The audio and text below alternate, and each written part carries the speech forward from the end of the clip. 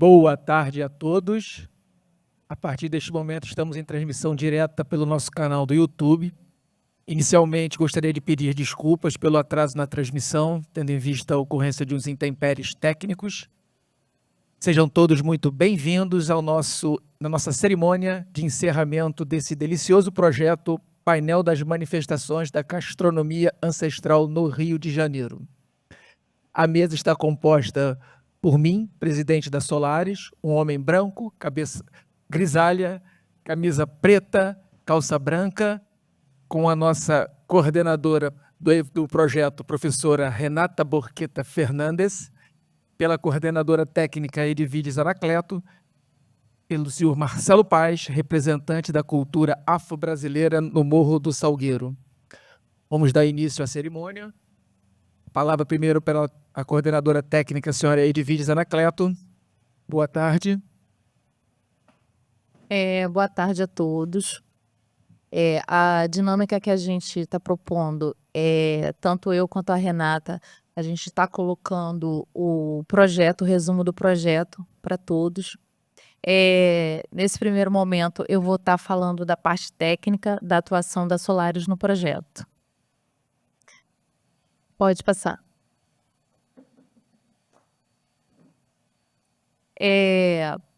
O projeto Culinária Ancestral, ele vem com o objetivo de fazer um levantamento de espaços, casas e restaurantes que valorizam a culinária ancestral, tendo como referência a africana, a indígena e a portuguesa. Até um aspecto que a gente pode estar salientando, que na verdade o plano de trabalho ele começou com a gente estar evocando a africana e a indígena. E aí, numa dessas reuniões, a Renata veio com a proposta, né, Renata, da gente estar incluindo a portuguesa, para a gente resgatar esses impactos de cruzamento histórico da culinária brasileira com maior influência aqui, nossa, né, que é o foco do projeto, o estado do Rio de Janeiro. E aí, a gente pode visualizar as reuniões, tanto com a equipe acadêmica, quanto com a equipe técnica de estudo de campo.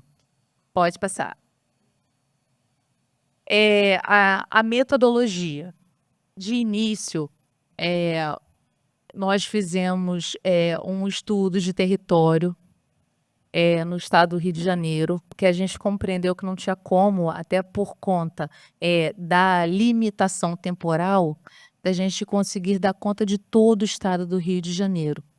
Então, a gente pegou alguns espaços, né, alguns territórios, algumas áreas do Rio de Janeiro, do estado do Rio, para a gente estar levando nossa equipe para fazer esse estudo de campo, essa coleta de dados. Pode voltar.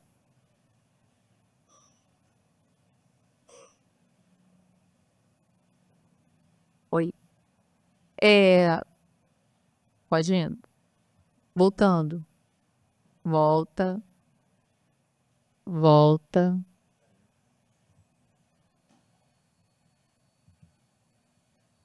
Sim. Na verdade, assim, a gente fez um planejamento, a gente está visitando restaurantes que tenham, que sigam essa linha de resgate da ancestralidade, da culinária, algum aspecto.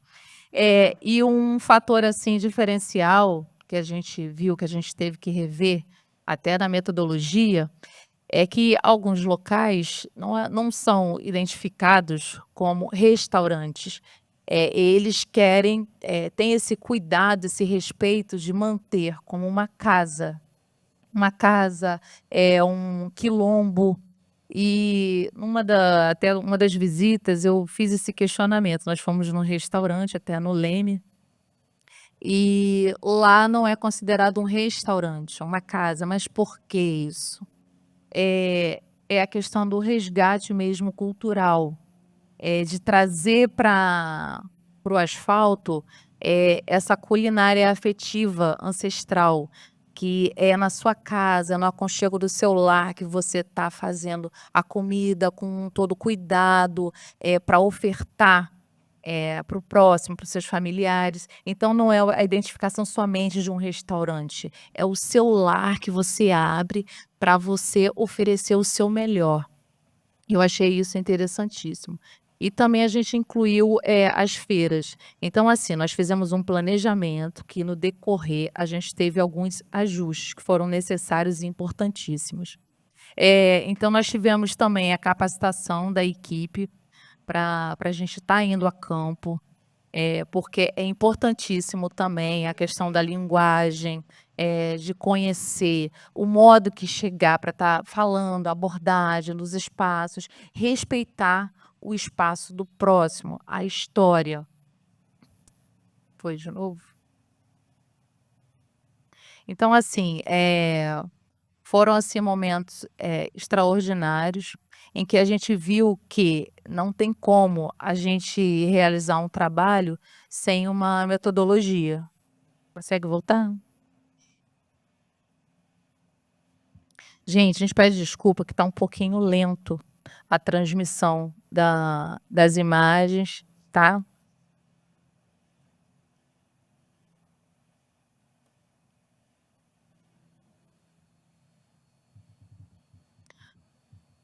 Agora, os instrumentos técnicos.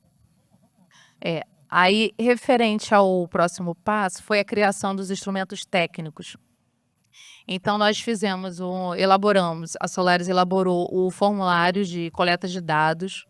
Esse formulário, a gente idealizou pensando, no contato que a gente teria de imediato, qual a tipificação da liderança, dessa casa, desse restaurante.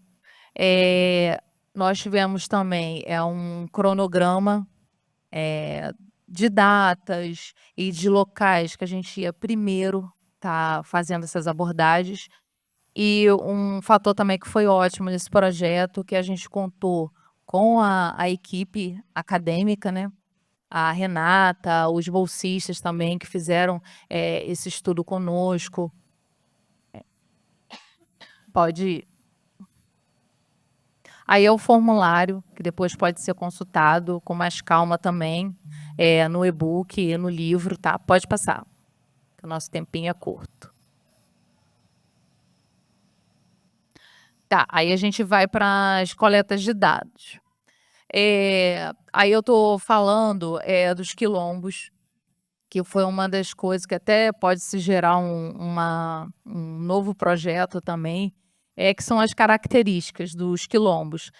Nós reparamos que existe, os quilombos urbanos e periurbanos. A gente conseguiu, fazer essa visita.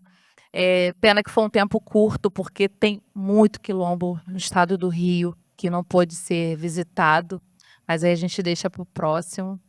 E a importância, do quilombo urbano e periurbano para a nossa história, para o resgate.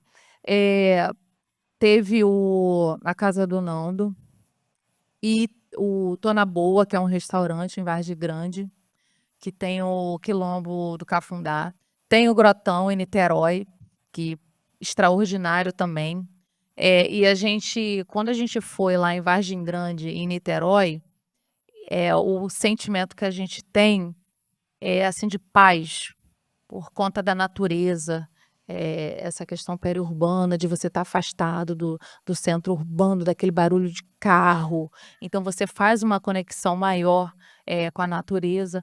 Mas também, quando a gente foi no do centro, que é o urbano, quilombo urbano, a gente vê também muita representatividade, reuniões, a capoeira, o samba, o quanto, as pessoas, se propõem a estar nesse espaço não apenas para curtir um samba, mas levam dali também, a questão da história, que é dialogado no decorrer das festividades.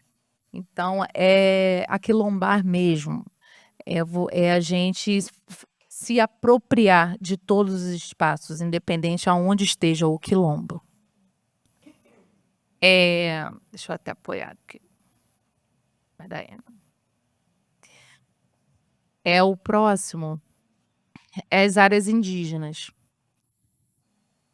Assim, nós fizemos até uma análise em conjunto sobre as condições que está a questão indígena, até da culinária, porque não há estabelecimentos comerciais com a culinária indígena, mas a gente vê a influência da culinária nos pratos, nesse cruzamento de restaurantes portugueses, afro-brasileiros. Mas um aspecto que a gente sentiu muito quando a gente foi visitar as aldeias, que foi a Mata Verde Bonita, Céu Azul e Paraty-Mirim.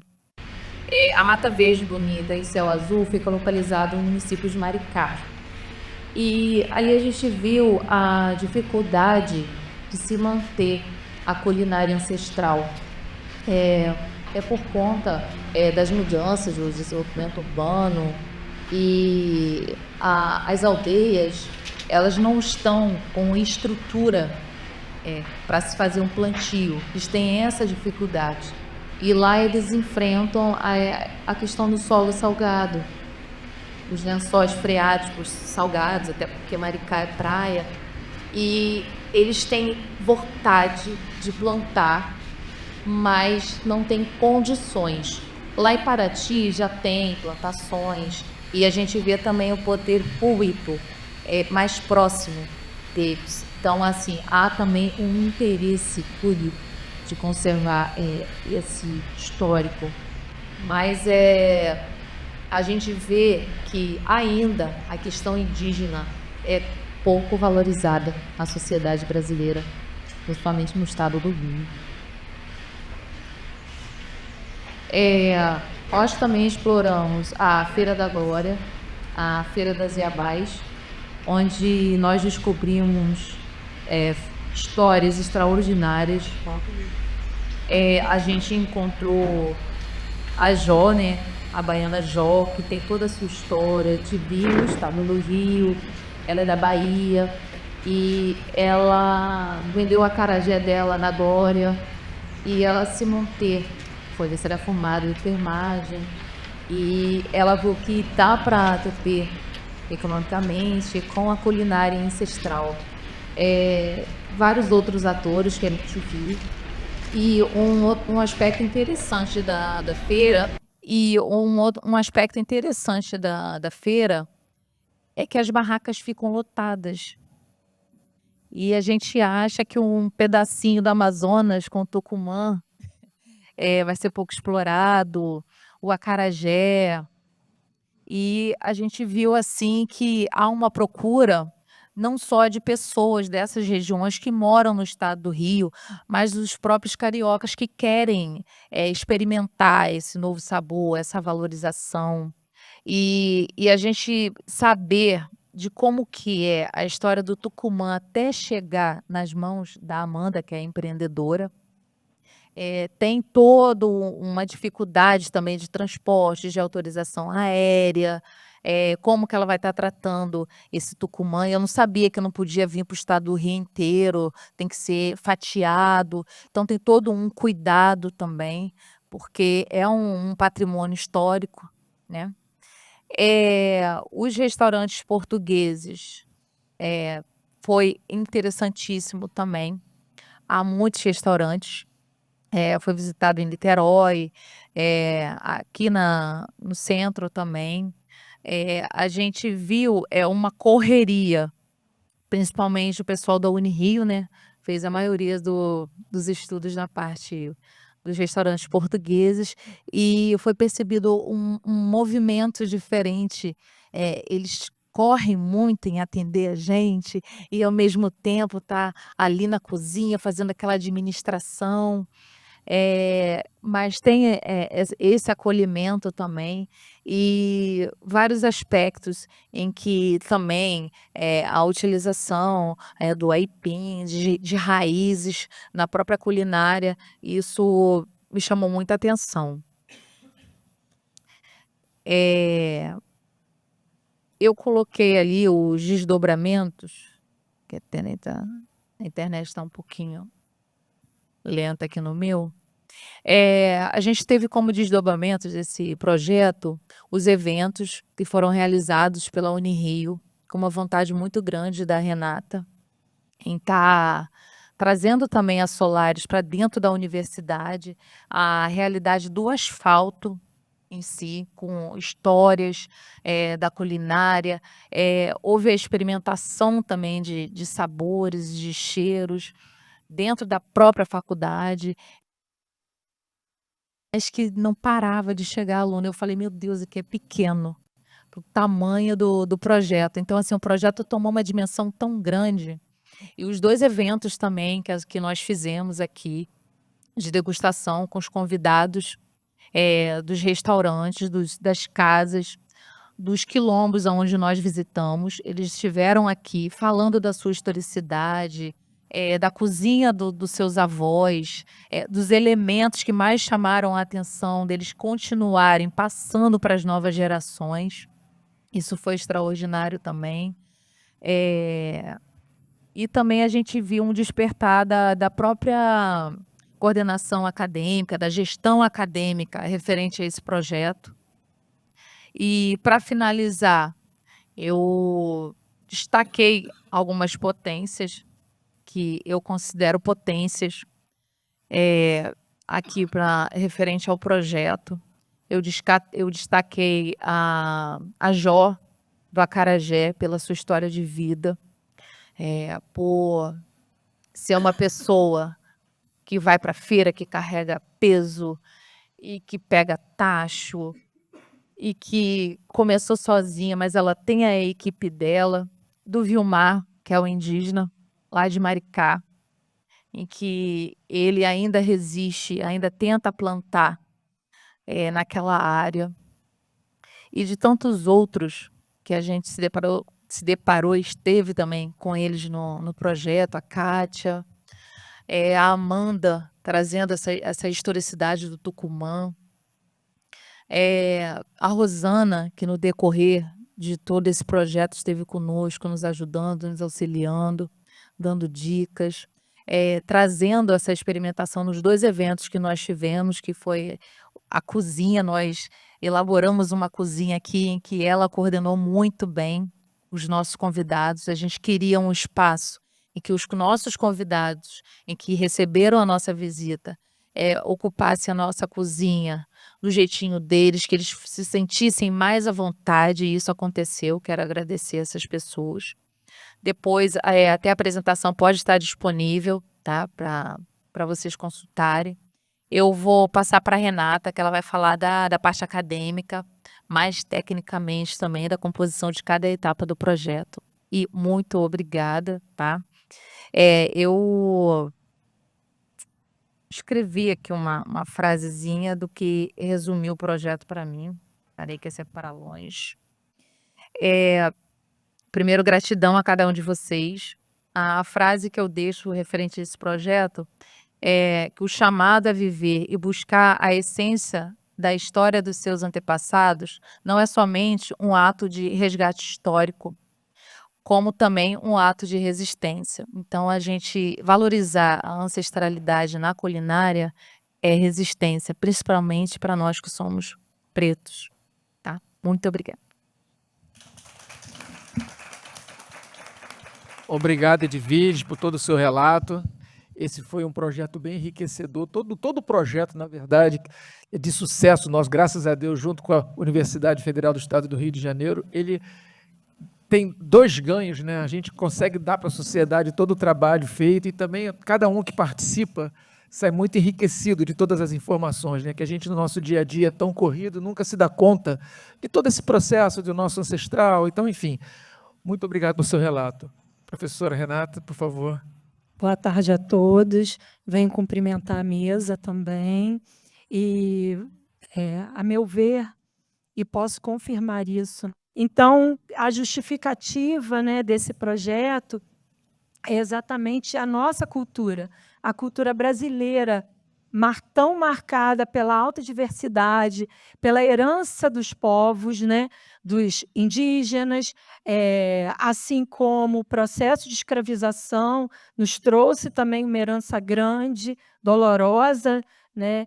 E também pela própria colonização portuguesa. Então, na verdade, a proposta foi porque eu já desenvolvia, eu fui contemplada, né, com esse projeto, porque eu já desenvolvia um projeto de pesquisa que tem essa tríade, e aí, por isso, essa proposta, e que eles aceitaram e compraram essa ideia junto comigo, né?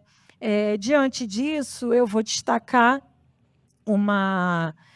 a comida, né, diante dessa fala, vou destacar nesse projeto a comida como um patrimônio, a salvaguarda das memórias culturais, dentre elas as cozinhas regionais também, né? A gente não pode esquecer que, diante desse tripé aí da nossa colonização enquanto Brasil, a gente tem outros povos que vieram e que também contribuíram mais à frente. A reflexão sobre o patrimônio gastronômico regional e ainda o destaque de receitas como um bem cultural. A partir daí, a gente chega no nosso patrimônio imaterial, né? Então, práticas, representações, expressões, conhecimentos e técnicas, né? Todos associados a instrumentos, objetos, artefatos e lugares culturais, que são os que a gente pode ver como esses territórios que a própria Edvige já colocou aqui para a gente. Então, vamos seguir aí. Aí, se você puder voltar um pouquinho na retrospectiva. Aí, não, mais um, isso, não. Aí, volta, não, adianta, aí, retrospectiva. Então, ao longo do nosso processo, a gente iniciou aqui oficialmente, né, no dia 8 de março, com a abertura do projeto, e, a partir daí, a nossa equipe Unirio, com a equipe Solaris, se uniu diante, né, não só da própria pesquisa, do próprio mapeamento, como também dos eventos. O primeiro evento, que teve as influências da culinária ancestral no estado do Rio, né, os 2 eventos, e a gente teve no primeiro a degustação de acarajé, canjiquinha, bolinho de bacalhau e bolinho de estudante. Isso, né, veio diante desses atores sociais que a Edvige já citou aqui. O segundo evento, a gente teve também, né, degustações com a feijoada portuguesa, bolinho de chuva, doce de banana d'água, o X caboquinho, e aí esses atores sociais falaram sobre eles. Claro que dentro desse tempo, a gente, dentro da universidade, com um olhar acadêmico, a gente levou trabalhos, né, com essas temáticas para congressos. A gente teve um TCC, que é um trabalho de conclusão de curso acadêmico, né, também com essa temática, e continuamos aí o nosso caminhar. Pode passar, por favor. A partir daí, a gente vai acumulando muitas experiências, e aí entendemos que, apesar das atividades, né, propostas do projeto, das degustações, tudo isso, elas já terem findado, nós usamos a universidade, que é um local público de acesso a todos, para que a gente pudesse ter, né, em setembro, uma mesa redonda, que o Marcelo participou lá com a gente, né, que foi parte integrante da Semana Acadêmica da Escola de Nutrição. E, em outubro, a gente teve a produção e a divulgação na rede de um vídeo institucional da universidade, né, para o Unirio Explica, falando da gastronomia ancestral, e a gente teve também a sala com a experiência imersiva na Semana de Integração Acadêmica, né? E não só foi dentro da instituição, com a participação da universidade, mas também com a participação da Solaris e da equipe técnica da Solaris, né? E aí, em janeiro, a gente tem hoje, né? Hoje, o lançamento do livro, ele fica aqui com o findar deste trabalho, mas ele está em produção, né? Aí, será, né, dito mais à frente. Por favor, pode passar. Enfim, né, como um cumprimento acadêmico desse projeto, a gente tem a produção do livro. O livro está dividido em 4 capítulos. Nós temos, além de mim, a Kátia, que está aqui, a Sara, que está ali, que são, levanta a mão, a Kátia ali também, que são bolsistas desse projeto, mas a gente ainda tem como autores a Letícia, que é uma nutricionista convidada, a Marilúcia, que é uma zootecnista que não chegou a tempo, a Ana Vitória e a Dayana, a Ana Vitória que está ali, a Dayana que está aqui, que são bolsistas do projeto de pesquisa, elas são bolsistas de iniciação científica da universidade. Então, são todos os autores, e a gente tem 4 capítulos. Um capítulo sobre os povos originários e a alimentação, explorando as raízes históricas. O segundo capítulo, a influência portuguesa na alimentação dos brasileiros. O terceiro capítulo, a herança alimentar brasileira que veio da África. E o 4º capítulo, que é o painel das manifestações da gastronomia ancestral no estado do Rio de Janeiro. Por favor. Então, nesse capítulo, ele é um relato, né, do que a Edvige já falou, de tudo que a gente vivenciou ao longo dessas visitas, né, ao longo dos meses de março a setembro do ano de 2024, nesses diferentes estabelecimentos e territórios que participamos e que visitamos.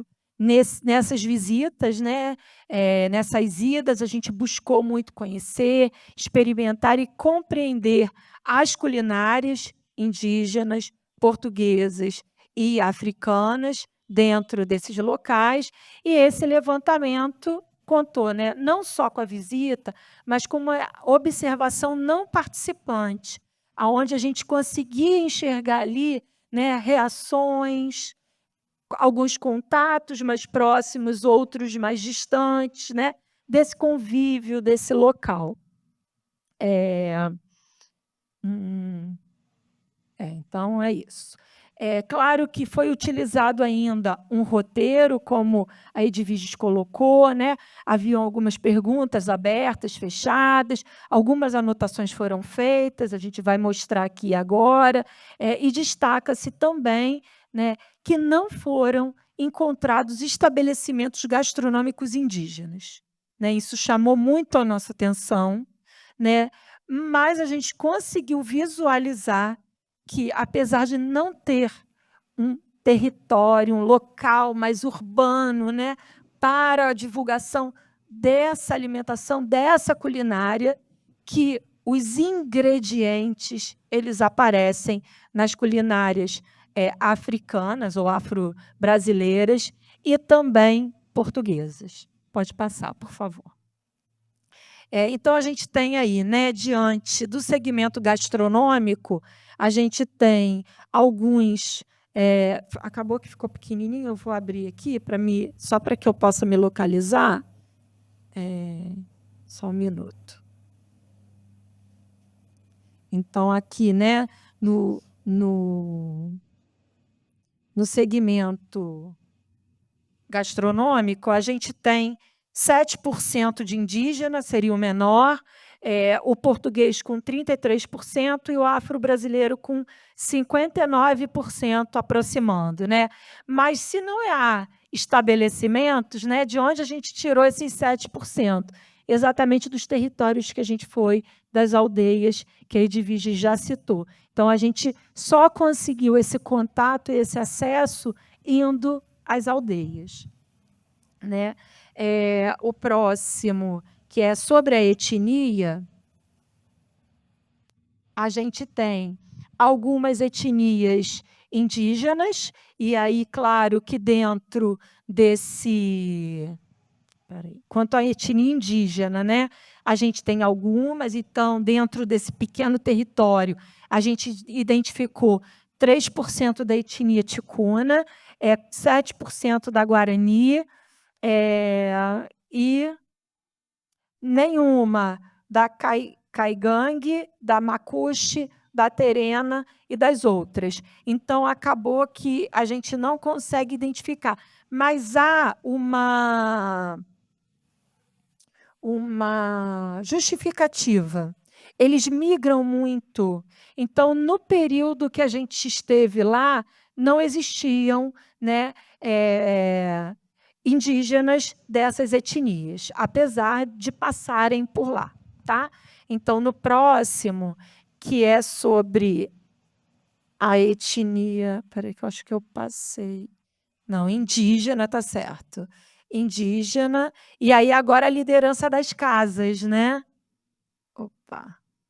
Então, a gente tem uma liderança de pretos, de 43%, de pardos em 27% e de brancos em 24%. Além dos indígenas, de 5%, por conta do contexto que a gente considerou, né? Funcionamento. Pode passar aí, por favor. Então, a gente tem essa questão aí do funcionamento. Então, ela funciona basicamente no horário diurno, então, entre manhã e tarde, e as colocações para que essas casas não funcionem à noite, em primeiro lugar, é a questão da segurança. A gente tem ainda também, pelas questões que Edviges colocou, a gente tem os quilombos, por trazerem essas manifestações da religiosidade, né, de matriz africana, o culto à natureza, espaços arborizados, né, ter o chão da terra próximo, além de termos encontrados quilombos urbanos, né, com reuniões durante o dia e também após as 18 horas. E aí vem uma questão cultural, onde eles inserem, né, rodas de capoeira, eles inserem ainda rodas de samba. Então, isso aí acaba tendo uma marca, né, onde une o alimento, né, a ancestralidade, a cultura, como uma marca de encontro e de confraternização. Pode passar. Vamos ver.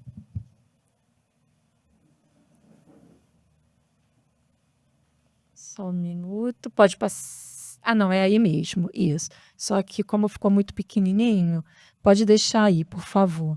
Deixa só eu... Aqui. Aqui, ó. Então, quando a gente pega aí, né, essa exposição, já entrando num contexto cultural, que a gente pega aí essa exposição de artesanatos, confecção, né, a gente tem 32% que tem essa prática nas casas e 67% não possuem essa prática nas casas. Pode passar, por favor.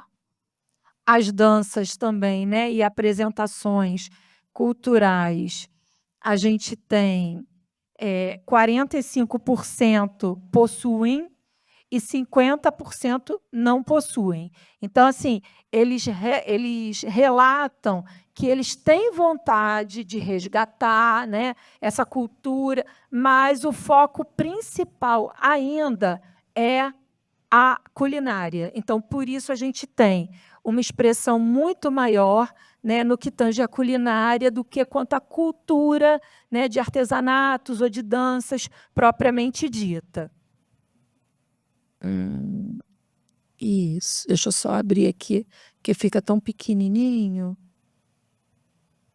Não, acho que essa eu já passei, pode passar. Então, e aí, para que a gente possa estar, né, já se encaminhando para o encerramento, a gastronomia ancestral ela tem uma enorme influência na formação culinária brasileira, né? Ou seja, na própria história da alimentação do Brasil. A gente não tem história do Brasil sem a nossa alimentação, né? Então, para além das influências indígena, portuguesa e africana, que, na verdade, foi o olhar dentro desse recorte da pesquisa, né, que é fruto da nossa colonização inicial, a gastronomia brasileira ela também é fortemente marcada pela influência, né, de itens nativos, que a gente encontra nas outras culinárias, e ainda pela riqueza de transformação e adaptação que dão a percepção da nossa culinária numa dimensão gastronômica, inserindo a apropriação, inserindo e apropriando as culturas e costumes trazidos por esses povos sem perder a ancestralidade, né? Então, é importante que a gastronomia ancestral se torne pública como um patrimônio cultural alimentar e também acessível, não só para guardar na memória, mas para que outras gerações possam, né, possam ter isso compartilhado e que também possam construir, né, suas memórias, mantendo viva a ancestralidade, multiplicando os saberes ancestrais. Pode passar, por favor. Aí eu trouxe um slide de gostosuras do que a gente viu ao longo, né? Nem tudo está aí, mas eu tentei selecionar, né, de tudo que a gente viu ao longo desses meses, de março a setembro, né? Então, nas feiras, nos quilombos, né? Enfim, nos territórios que a gente andou. Pode passar. E aí eu estou tentando trazer um pouco de cada, né, ator, de cada componente da equipe, né, em forma de agradecimento, né, para que a gente possa dar sempre continuidade a tudo que a gente construiu aí nesses 10 meses do projeto. Pode passar? Então, além do meu muito obrigado, eu tirei essa frase da internet, é de domínio público. Então, honrar nossa ancestralidade é uma preciosa maneira de acessar nossa sabedoria. Olhar o passado com gratidão é caminho certo de um presente e futuro abençoados. Então, meu muito obrigado a todos que contribuíram, né, não só aos atores, mas também a toda a equipe, a Solaris e a Unirio. Obrigada. Muito obrigado, professora. É importante ressaltar mais uma vez que todo esse trabalho de longo de 10 meses, né, o investimento público realizado através da Unirio, da Solaris, vai virar um livro que estará pronto até o fim de janeiro e também estará disponível em nossa página solarisasc.org, que estará disponível através de um e-book que você pode baixar gratuitamente e todos terão acesso e, com certeza, olharão a nossa alimentação de uma forma muito mais agradável, com muito mais sabedoria, né? É o que nós esperamos, com certeza. Por favor, Marcelo, agora sua visão sobre o projeto, por favor. Bom, gente, primeiramente eu gostaria de agradecer por essa oportunidade, por estar aqui participando do encerramento desse projeto maravilhoso, né? E desejando que seja uma pausa, né? Que tenhamos aí uma continuidade, porque realmente trazer, né, essa pauta ligada à ancestralidade, a ancestralidade do alimento no estado do Rio de Janeiro é algo que enriquece muito a todos nós, né? Uma palavra que resume muito o meu território, que é o Morro do Salgueiro, na Tijuca, é ancestralidade. E eu ouvi aqui diversas vezes essa palavra, né? O Morro do Salgueiro, ele está totalmente ligado ao ciclo do café. Antes de acontecer o boom do café, no Vale do Café, ele surge ali no maciço da Tijuca, tá? E o Morro do Salgueiro, ele foi a primeira favela a se constituir como quilombo antes mesmo da abolição da escravatura, por volta de 1880, por volta de 1883. E no Morro do Salgueiro nós temos até o dia de hoje famílias que vivem nesse território há mais de 100 anos. Portanto, é um território onde nós temos o Caxambu do Salgueiro. Eu não sei se vocês aqui, todos aqui já ouviram falar no Caxambu do Salgueiro. Quem é que já ouviu falar do Caxambu? Quem é que já ouviu falar no Jongo da Serrinha? Então, quando a gente fala de jongo e de Caxambu, a gente está falando da mesma referência cultural. O Caxambu ele pode ser chamado de jongo e o jongo ele pode ser chamado de Caxambu. E a história do Caxambu ela se confunde com a história de origem do Morro do Salgueiro, tá? E por que eu estou falando do Caxambu? Porque eu estou falando dessas famílias que vieram do interior da Zona da Mata de Minas Gerais, né? O Morro do Salgueiro ele surge também com escravizados, porque aquela região ali toda da Tijuca ela era toda coberta, né, de grandes plantações de café. Então o Morro do Salgueiro ele surge a partir de um núcleo, né, de algumas famílias que fugiram, né, dessa escravização, e assim surgiu o Morro do Salgueiro. E essa favela é uma favela que preserva até os dias de hoje esses saberes que são saberes ancestrais. Isso passa pelo jongo, isso passa pelas parteiras, isso passa pelas benzedeiras, né? E não tem como falar de Caxambu, não tem como falar de jongo, não tem como falar de folia de reis, né? Não tem como falar de terreiros de matriz africana sem comida. Então, a comida ela está sempre presente nesses territórios. A minha família ela é de origem mineira, tá? Da última vez que eu estive aqui na Unirio, eu falei com vocês sobre um quilombo, que é o quilombo que foi formado com o meu tataravô materno, com o meu bisavô paterno. E a minha família ela vive nessa região há mais de 200 anos e a gente estava tendo um risco da entrada de uma mineradora e a gente conseguiu agora no final do ano, através de um diálogo com a Fundação Palmares, certificar esse quilombo. E com isso impediu a entrada dessa mineradora. Eu estou falando desse quilombo do Brejal, que fica no norte da Zona da Mata de Minas Gerais, porque o Morro do Salgueiro é uma favela que tem uma relação muito forte também com essa parte de Minas Gerais, com a Zona da Mata de Minas Gerais. E quando a gente estuda os quilombos em Minas Gerais, a gente vê uma concentração muito grande de quilombos exatamente ali na divisa da Zona da Mata de Minas Gerais com o Rio de Janeiro, né? E na parte norte de Minas Gerais, pela proximidade que tem com a Bahia. Isso é um dado muito interessante. E frequentar o Morro do Salgueiro, para quem aqui nunca esteve no nosso território, a gente sente uma atmosfera muito forte ligada ao interior de Minas Gerais. Eu sou cozinheiro também, eu aprendi a cozinhar com a minha falecida vó Augusta, quilombola, que se viva estivesse, teria 105 anos, então eu tive a oportunidade de aprender a fazer com ela receitas centenárias, receitas que ela aprendeu com a mãe, receitas que ela aprendeu com a avó, como o cubu. O cubu é um bolo feito à base de inhame, um bolo que leva melado no seu preparo, um bolo que leva leite de coco, um bolo que é assado na folha da bananeira, num forno de lenha. Então eu tive a oportunidade de crescer bebendo dessa fonte, sabe? Dessas grandes matriarcas da minha família. A minha família começa a vir para o Morro do Salgueiro em 1943, parte dela. Portanto, eu estou aqui representando 2 quilombos.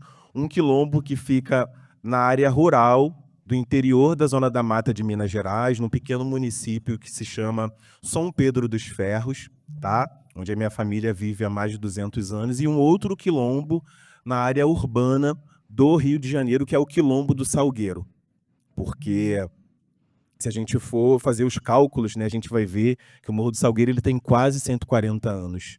Quase 140 anos. Então, é uma favela onde não estou romantizando, sabe, o Morro do Salgueiro, porque o meu território, como qualquer uma outra favela, tem as suas fragilidades, né? As deficiências por conta da falta de atendimento público, mas é uma favela onde realmente a ancestralidade é muito forte e esse sentido de quilombo ele é muito verdadeiro no Morro do Salgueiro, sabe? A gente vê as mães saindo para trabalhar. E eu chamo as tias do Caxambu do Salgueiro de tias. Nem todas elas são irmãs da minha mãe, ou do meu pai, ou da minha avó, mas a gente chama de tia porque era assim, né? Elas saíam, os meus pais saíam para trabalhar e quem cuidava de mim, dos meus irmãos, eram era a vizinha da direita, a vizinha da esquerda, e essa relação ela é muito forte no Morro do Salgueiro.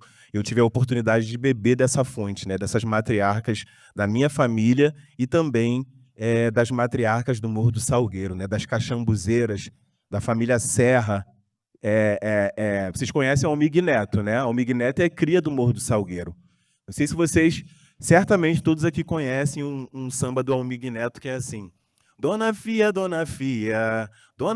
cadê ioiô? Cadê ioiô? Cadê ioiô, Dona Fia? Cadê ioiô? Cadê ioiô? Cadê ioiô? Então, família Serra que também é da Zona da Mata de Minas Gerais. Então essas famílias elas foram migrando para o Morro do Salgueiro, levando a sua cultura. Então o Morro do Salgueiro ele é um grande caldeirão. E isso passa, e esses saberes eles passam pelas ervas medicinais. Nós temos também no Morro do Salgueiro um coletivo chamado que se chama Herveiras e Herveiros do Salgueiro, porque o Quilombo do Salgueiro ele fica na área de amortecimento da Floresta da Tijuca. Então essa relação com as ervas medicinais, com as plantas ancestrais, alguns chamam de punk, né? Plantas alimentícias não convencionais. Não sei se vocês já ouviram esse termo, né? A gente costuma dizer não convencional para quem? Né? Se a gente sempre comeu caruru, beldroega, jiquiri, ora pronobe, saião e uma série de outras plantas, né? Que a gente não encontra no hortifruti, que a gente não encontra no supermercado e que tem um alto valor nutritivo. Então, esse coletivo de herveiras e herveiros do Morro do Salgueiro, que integra as matriarcas do nosso território, os patriarcas do Morro do Salgueiro. E aí, quando eu falo dessas matriarcas e desses patriarcas, a gente não separa, né? Agora sai a caxambuzeira e entra a herveira, agora sai a mãe de santo e entra a caxambuzeira, né? Agora sai a parteira e entra a benzedeira. É tudo junto, misturado, né? A mesma tia que é do Caxambu, ela também é mãe de santo. A mesma tia que é do Caxambu também é uma grande conhecedora de ervas medicinais. A mesma tia que é do Caxambu também é parteira, como é o caso da tia Celina. Tia Celina é uma das matriarcas mais longevas do nosso coletivo. Ela tem 87 anos, nasceu no Morro do Salgueiro de parteira, aprendeu a dançar o caxambu e o jongo no Morro do Salgueiro com a avó, Batistina, e toda vez que ela fala da avó Batistina, que também era mineira, ela se emociona, porque criança antigamente não podia participar do caxambu, criança não podia participar do jongo, então ela aprendeu os pontos do caxambu, a dança do caxambu, de observar os mais velhos dançando. Então, a tia Celina é um caso clássico, né, dos que eu estou falando aqui para vocês, que é tudo junto, misturado. Ela é parteira, ela é benzedeira, ela é uma mulher antiga no santo, e tudo isso sempre é regado a muita comida, né? No Morro do Salgueiro, a gente pratica também o afroturismo, o turismo de base comunitária. Como eu falei para vocês, o Salgueiro, assim como todo o maciço da Tijuca, ele foi uma grande plantação de café.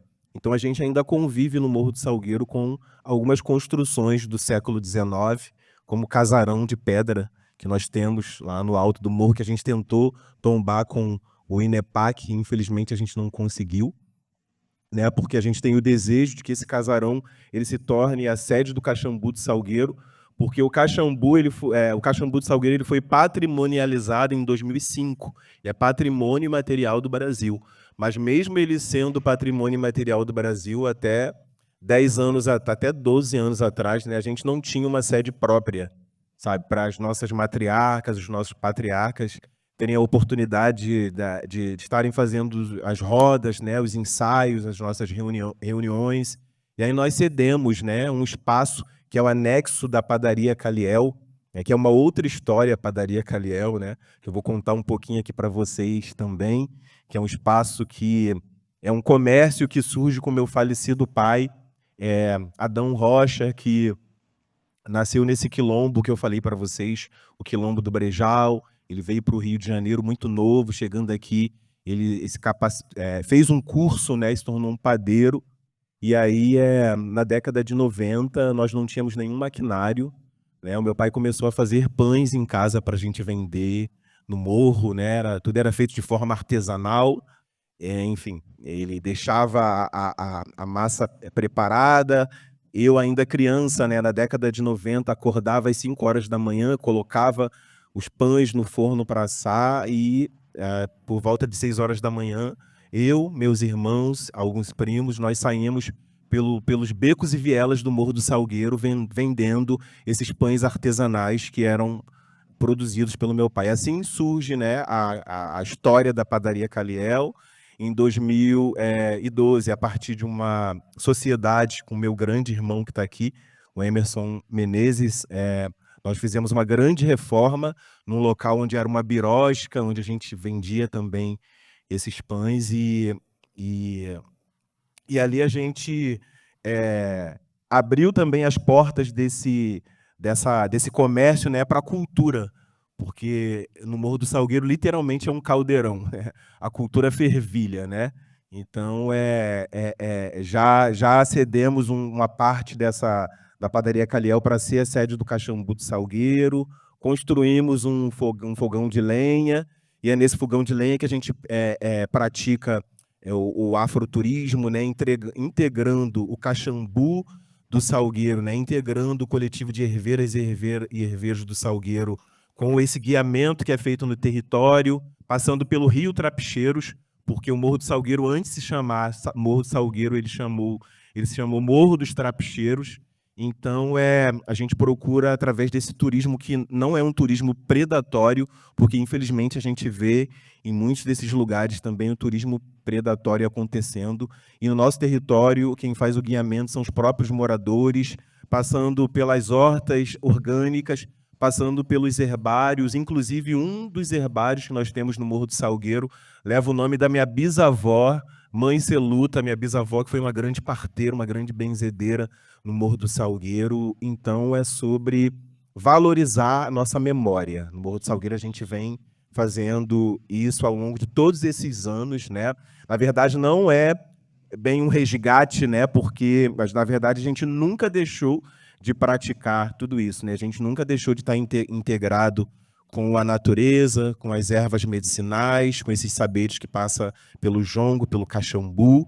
A gente nunca deixou de praticar isso e a gente vem ganhando bastante visibilidade. Eu também integro a Cozinha das Tradições, tá? Que é um projeto que surgiu a partir do 12º Congresso Brasileiro de Agroecologia, onde ficou como legado ali na ESD, na Escola Superior de Desenho Industrial, a Cozinha das Tradições, que é um espaço que integra, né, o saber tradicional quilombola, indígena, povos de terreiro, ribeirinhos, caiçaras, e onde a gente construiu ali um fogão de lenha quilombola, indígena, de terreiro, e a gente está sempre se reunindo aí em torno de 2 vezes ao mês para poder estar fazendo coisas gostosas e trocando esses saberes. E é um projeto muito rico, muito bacana, e que vale a pena também estar integrando com esse projeto aqui que a gente está discutindo, tá, gente?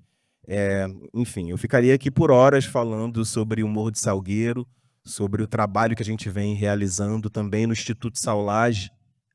Esse espaço onde é a sede do Caxambu de Salgueiro também é o Instituto Saulage, onde a gente vem dando aula de reforço escolar para 50 crianças com uma pegada antirracista.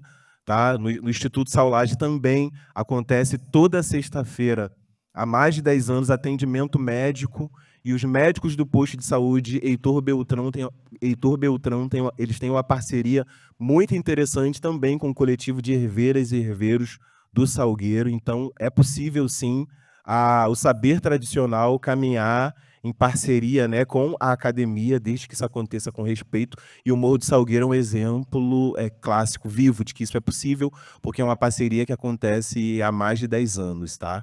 E tudo isso sempre com comida, tá, gente? Como eu falei para vocês, a gente cozinha no fogão de lenha, tem um porquê preparar a comida na panela de cobre, tem um porquê preparar a comida na panela de pedra, na panela de ferro, né? Tudo isso são saberes tradicionais, tudo isso é patrimônio imaterial. Durante muito tempo se valorizou muito mais o patrimônio material, aquilo que é tangível, né? E o Brasil é muito rico em patrimônio imaterial. E falar do Morro do Salgueiro, falar do Quilombo do Brejal, um local onde a gente até os dias de hoje produz cachaça, o mesmo engenho que foi construído pelo meu tataravô, cachaça, rapadura, açúcar mascavo, linguiça, queijos artesanais, tudo isso a gente ainda produz no Quilombo do Brejal, tá? E no Morro do Salgueiro é essa riqueza toda que eu falei aqui para vocês.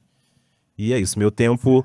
Desculpa te interromper, mas eu achava importantíssimo também que você falasse que, aproveitando tudo isso que você traz na tua vida, na tua trajetória, você entrou dentro de um mestrado, inclusive para poder estudar mais. Claro. Sim, sim, não, com certeza. Inclusive, eu estou aqui com a presença da coordenadora, né, do curso, a professora Luciana, tá? Eu estou mestrando no curso na COC, na Casa de Oswaldo Cruz, em meu projeto, né? No meu projeto, eu estou estudando um acervo fotográfico do Januário Garcia, que esteve no Morro do Salgueiro no início da década de 80. Ele foi um grande fotógrafo reconhecido internacionalmente e ele produziu boas fotos no Morro do Salgueiro sobre tudo isso aqui que eu estou falando, tá? No meu projeto, eu estou estudando esse acervo com o apoio da Casa de Oswaldo Cruz. Minha orientadora está aqui, que é a professora Luciana. E eu me sinto muito orgulhoso também, porque eu sou a primeira pessoa da minha família, fui a primeira pessoa a concluir uma graduação, agora a ingressar num mestrado. Então, fica de exemplo aí para as crianças e para os adolescentes do meu território de que é possível, né? E a gente tem que estar dentro desses espaços, sim, falando por nós, né? Falando do que é nosso. Então, me sinto muito feliz e agradecido por isso também, tá, professora? Muito obrigado, Marcelo. Muito enriquecedora a sua visão, sua história de vida. E é isso, a nossa cultura é muito rica e temos que realmente cada vez mais difundi-la, né? Seja através de livros, de debates, de conferências, enfim. A senhora quer falar mais alguma coisa? Divide? Então, nós vamos para o encerramento do nosso projeto. E eu gostaria de agradecer a todos que estão aqui, a todos que porventura irão nos assistir também, estão nos assistindo. Ressaltar mais uma vez o livro que irá ser publicado, o e-book que estará disponível para baixar. Eu acho que cada vez mais o conhecimento ele nos liberta e a gente precisa disso para mostrar para todo mundo que nós somos possíveis de fazer as coisas. Tá? E é muito importante para todos, né, para gerações que vão por vir, que estão aí, tenham conhecimento de todo o trabalho que é feito. E isso só é possível juntando as organizações sociais, as universidades. Agradecer aqui a Unirio, na pessoa da professora Renata.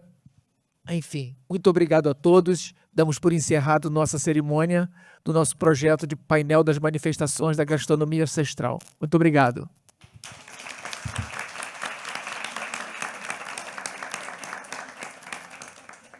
Só rapidamente, estará disponível agora o buffet, o tira-gosto, que ninguém aqui é de ferro, obviamente. Nós precisamos, todos os eventos foram premiados com a comida, então nós também vamos agora, não poderia ser diferente agora. Tá? Muito obrigado.